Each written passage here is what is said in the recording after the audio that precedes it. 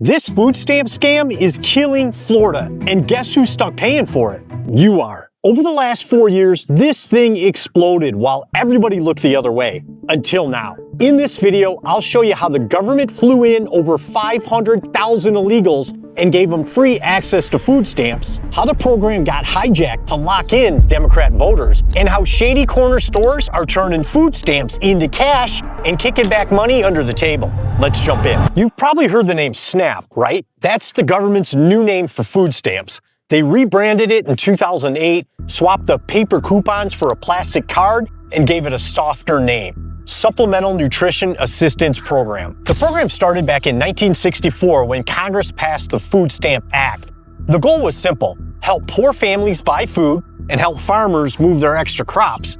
It was a safety net for emergencies. But that net, it didn't shrink, it blew up. Right now, 2.97 million people in Florida are on SNAP. That's 1 in 8 residents.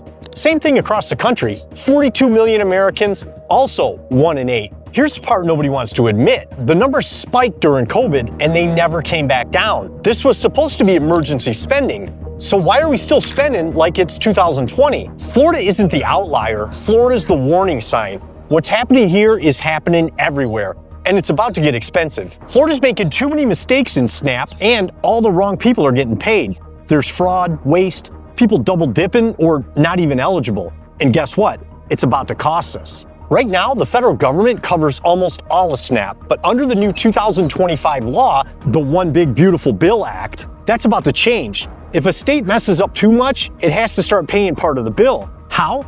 It all comes down to error rates. If a state has too many payment mistakes, overpayments, underpayments, or flat out fraud, the feds can force that state to cover up to 15% on the entire SNAP benefit payout. Let's say a state hands out $9 billion a year in SNAP benefits. If their error rate is high enough to trigger that penalty, that's $1.35 billion the state could be forced to pay.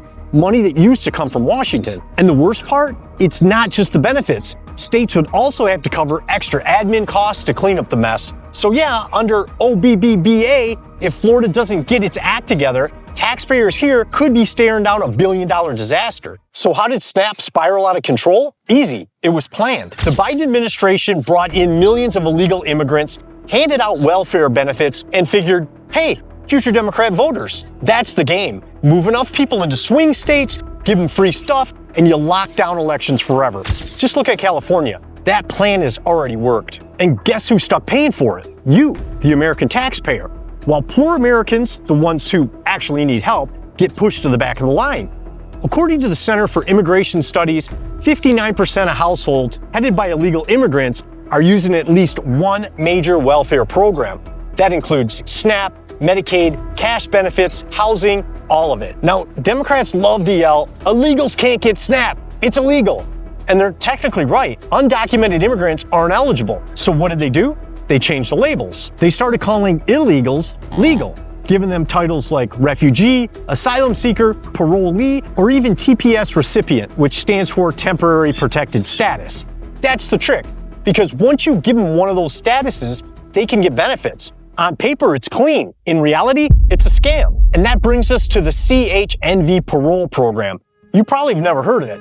That's on purpose. Starting in 2022, Biden launched this thing for people from Cuba, Haiti, Nicaragua, and Venezuela. If you were from one of those countries, you could apply for humanitarian parole, get a U.S. sponsor, and get flown in legally. No border, no asylum court, just a free flight and a green light. By mid-2024, over 530,000 people had landed under this program, and it was built to keep going, up to 30,000 new arrivals per month. But don't worry, Trump shut it down. Now, here's the SNAP part. If you're paroled into the U.S. for more than a year, you're considered a qualified alien. That means you're eligible to apply for food stamps, even if you just got here.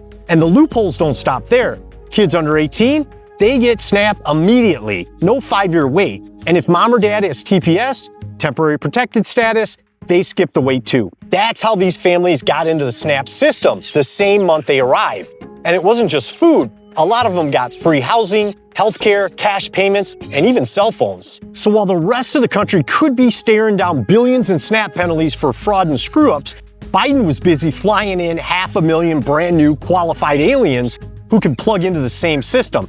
and nobody's tracking how many actually signed up. See the scam now? We're forcing Americans to jump through hoops, work longer, re-verify, and prove their need, while quietly handing benefits to a new class of fast-tracked arrivals who didn't pay into the system at all. And here's the part that hits everybody hard. When you drop 20 million new people into the country almost overnight, it overloads the system because it was never built to handle that many people at once. So demand explodes for food, housing, healthcare, everything.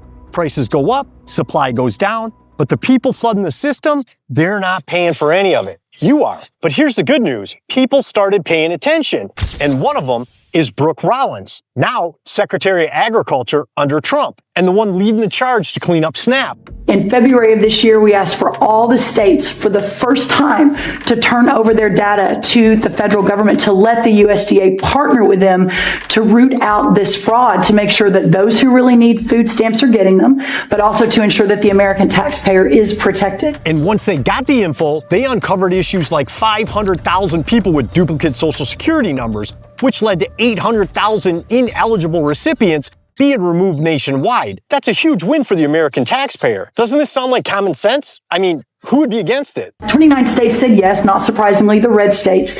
And that's where all of that data, that fraud comes from. But 21 states, including California, New York, and Minnesota, the blue states, continue to say no. Really? Come on. So as of next week, we have begun and will begin to stop moving federal funds into those states until they comply and they tell us and allow us to partner with them to root out this fraud and to protect the American taxpayer. As Joe Biden was working to buy an election a year ago, he increased food stamp program funding by 40%. So now as we continue to roll that back. So let me get this straight. The federal government, actually U.S. taxpayers, pays the states for everyone on SNAP in their state. But the states know there's people on the program who shouldn't be, including illegal future voters. And they don't want to tell the government who's actually getting benefits, which screws taxpayers. Why should states get a dime if they're supporting fraud? This is ridiculous. Here's what New York Governor Kathy Hochul had to say about it on X. Genuine question. Why is the Trump administration so hell-bent on people going hungry? They're not, Kathy. They're focused on people scamming the system who shouldn't be on it. They're fighting for the same people you should be. The Americans stuck paying the bills while fraudsters live off free programs. Real Americans who actually need help are the ones getting hurt. And this didn't take long. A rogue San Francisco judge, Maxine M. Chesney, stepped in and issued a preliminary injunction blocking the administration's move. She claimed the states are likely to succeed in arguing that the data request was illegal.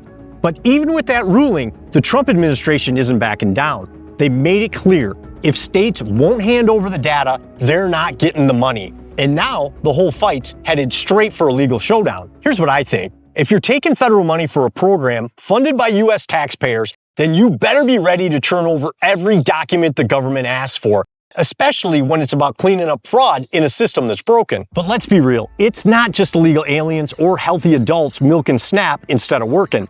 The fraud runs deeper.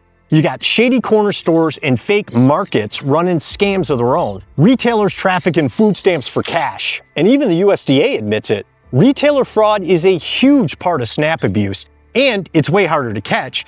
These stores ring up fake food sales, pocket the money, and split it with the person holding the card. In some of these busts, stores were faking over $1 million in food sales. One case in New Jersey in 2023 racked up $4 million in fraud from just 3 shops. It's a full-blown racket. And let's not forget what this free food is actually paying for.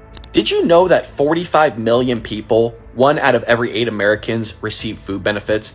And when researchers looked at how that money was being spent, they found that the average SNAP household, gets this, buys more soda, candy, desserts, and junk food than the average household that actually pays for their own groceries. I mean, think about that for a second. The people paying for the program are stretching their own budgets, buying store brand and necessities, while the system is allowing people to buy Oreos, chips, energy drinks, and protein tubs on taxpayers' dime. The truth is, free food leads to worse choices. According to a study published in Current Opinion in Pediatrics, 44% of SNAP participants were obese, compared to 38% of low-income people not on SNAP. And among women, the gap was nearly double. So who's really winning here? Illegal aliens, junk food companies, and soda brands. That's not who SNAP was meant to help. This entire program has become one giant scam.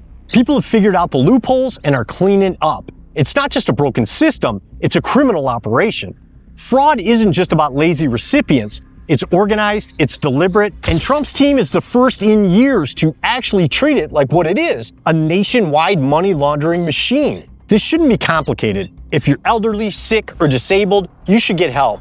If you're healthy but out of work, fine. Give people a bridge, but that bridge should last 8 months max. After that, it's on you, because nobody should be on SNAP for life. It's a safety net, not a lifestyle. And here's the line in the sand. Only U.S. citizens should be on SNAP. Period. No parolees, no temporary status, no fast-track labels. If you didn't come here legally and earn your way in, you shouldn't be getting taxpayer-funded benefits. Plain and simple. The second a program gets bloated, rushed, and political, it stops doing what it was built to do. You can call it compassion all day, but if identity checks are weak, audits are blocked, and the free food's making people sicker, the label doesn't matter. The results do. Want to fix it? Verify identities, publish the data, cut the junk, kick off the illegals, and make the people who can work go to work. Now, the great news is Florida's cooperating with the Fed and doing everything it can to get the waste, fraud, and abuse under control.